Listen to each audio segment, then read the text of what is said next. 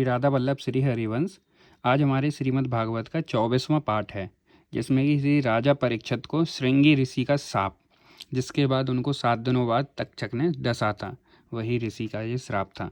सूत जी कहते हैं, अद्भुत कर्मा भगवान श्री कृष्ण की कृपा से राजा परीक्षित अपनी माता की कोख में अश्वत्थामा के ब्रह्मास्त्र से जल जाने पर भी नहीं मरे।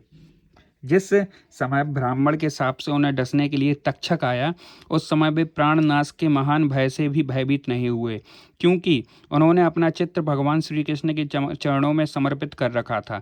उन्होंने सबकी आसक्ति छोड़ दी, गंगा तट पर जाकर श्री सुखदेव जी से उपदेश ग्रहण किया और इस प्रकार भगवान के स्वरूप को जानकर अपने शरीर को त्याग दिया।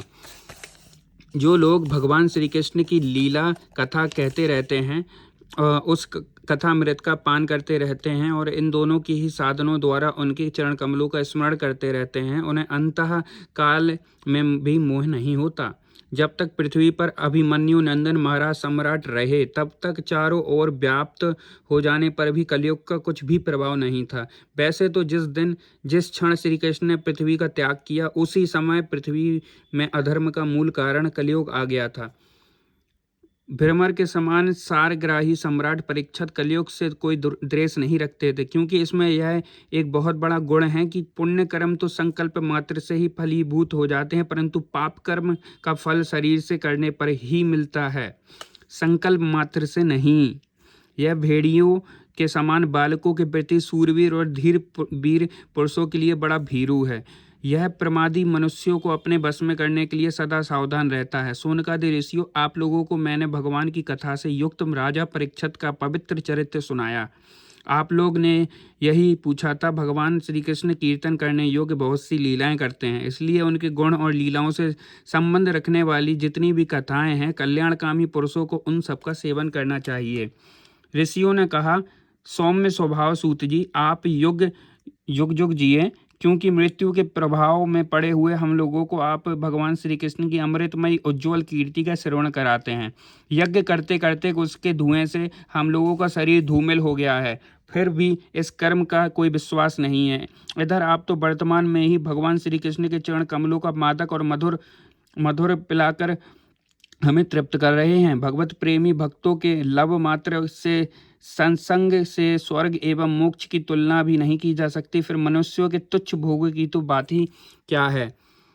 ऐसे कौन रसमर्मग्न होगा जो महापुरुषों के एकमात्र जीवन सर्वस्व भगवान श्री कृष्ण की लीला कथाओं से तृप्त हो जाए। समस्त प्राकृतिक गुणों से अतीत भगवान के अचिंत्य अनंत कल्याणमय गुणगणों का भी पारक तो ब्रह्मा शंकर आदि बड़े योगेश्वर भी नहीं पा सकते।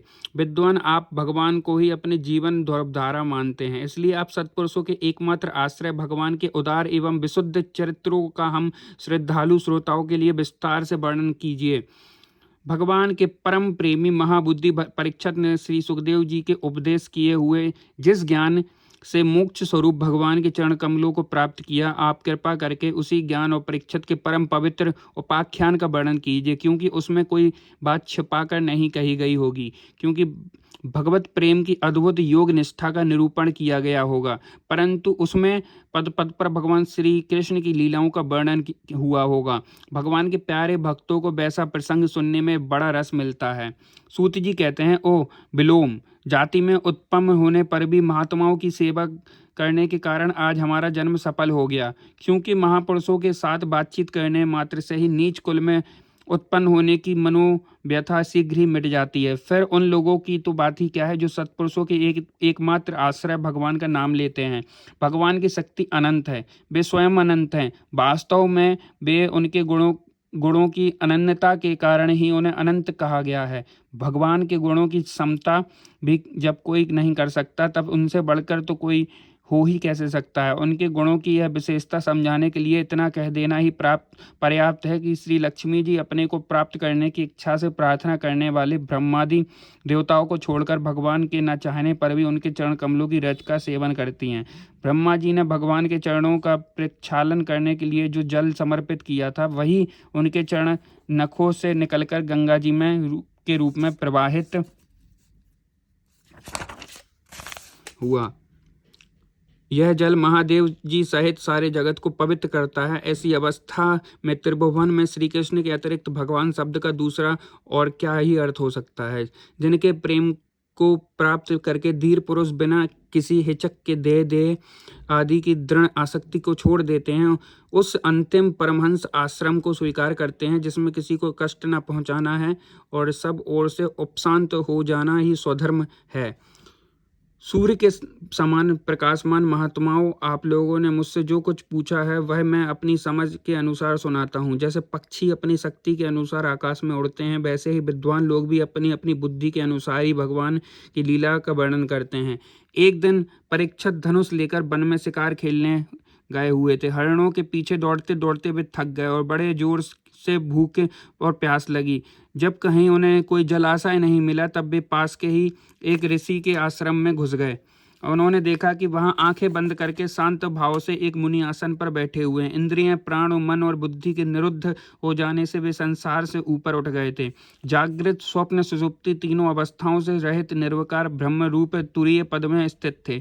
उनका शरीर बिखरी हुई जटाओं से और श्री कृष्ण मृगचर्म से ढका हुआ था। परीक्षित ऐसे ही अवस्था में उनसे जल मांगा, क्योंकि प्यास से उनका गला सूख जा रहा था। जब राजा को वहां बैठने के लिए तिनके का भी आसन ना मिला, किसी ने उन्हें भूमि पर भी बैठने को ना कहा। अर्थ और आदर भरी मीठी बातें तो कहाँ से मिलती।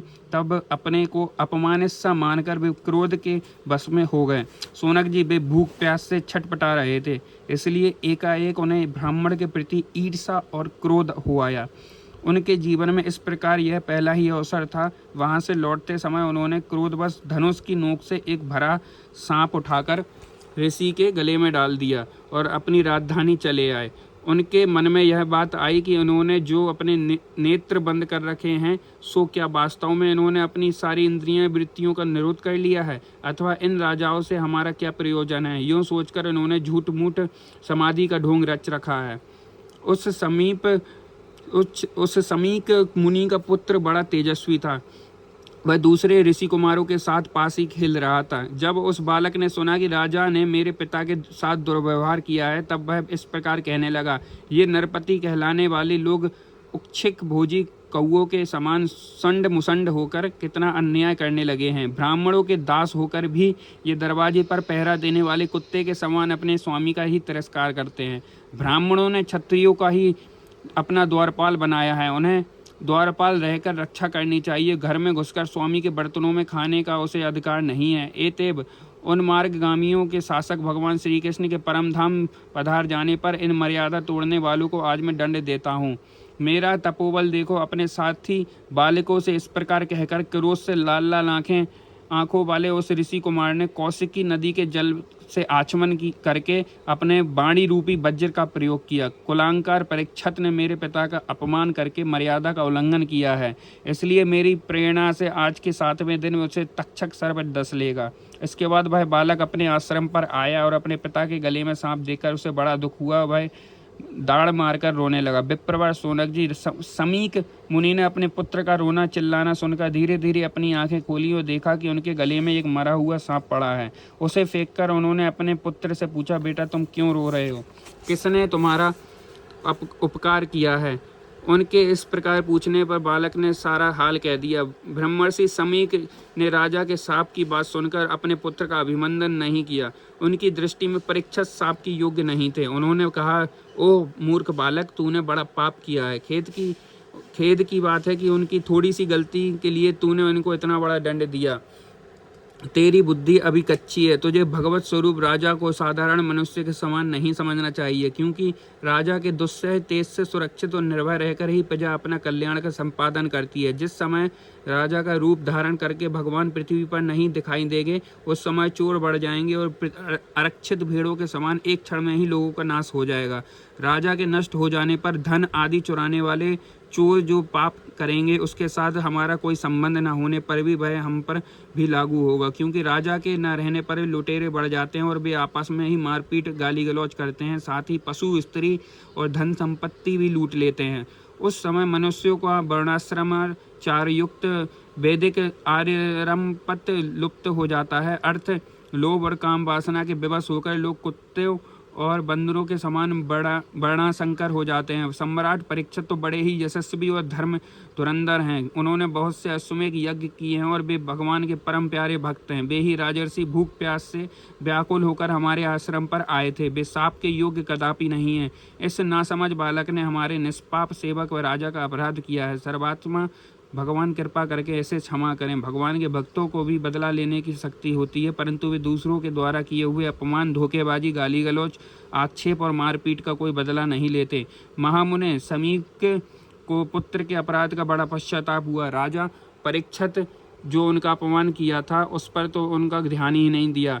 महात्माओं का स्वभाव ही ऐसा होता है कि जगत में जब दूसरे लोग उन्हें सुख दुखादि द्वंद्वों में डाल देते हैं तब भी वे प्रायः हर्षित या व्यथित नहीं होते, क्योंकि आत्मा का स्वरूप तो गुणों से सर्वदा परे है। श्री राधा वल्लभ श्री हरिवंश। श्री कृष्णाम चरण अस्तु।